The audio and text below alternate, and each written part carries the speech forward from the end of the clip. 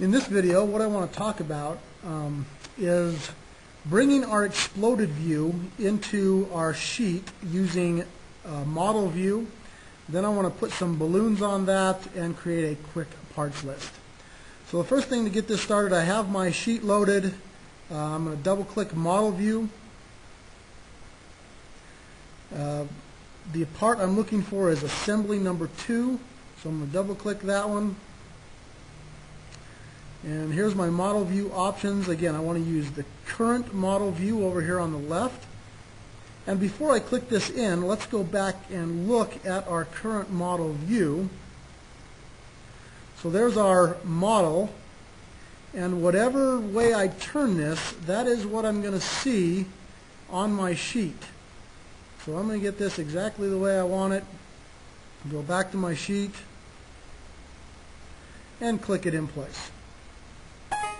Comes in a little small. I'm going to go over here to the properties on the left, and I'm going to use a custom scale. I can change that 1 to 2. It makes it a little bigger, but I'm really going to mess with its mind. I'm going to go to user defined, and instead of 1 to 2, I'm going to go 1.5 just to make it as big as I can make it.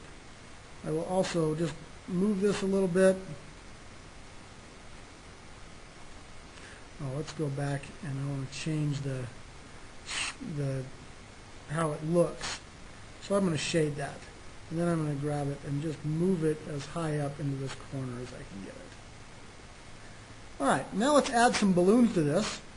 Under Annotations toolbar, I have balloon, and as the balloon comes in, you'll notice if it's on an edge, it gives us our arrow, and if it's on the surface, it gives us our dot. There is a state drafting 1 question on that. As you see the numbers pop in, the numbers are tied to how I brought, or the order that I brought the parts in to my assembly. So remember, I brought the top plate in first, therefore it is number 1. All right, so I've got my balloons on there. And I can click on the balloon and move them around however I need to. Okay?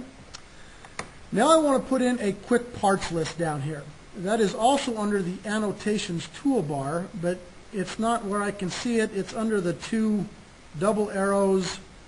I'm going to go to Tables, Bill of Materials. As Bill of Materials comes in, I'm just going to click on the viewport.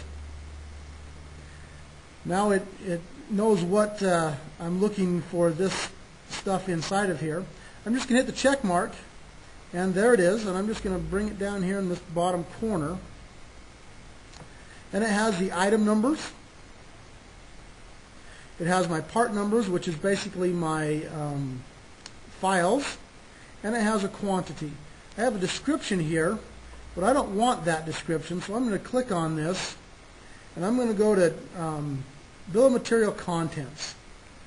And under Description right here, I'm just going to shade that out. I just clicked on Description, I hit Apply, click OK, and now that one goes away, and I can, ready to print or do whatever I want to with this document.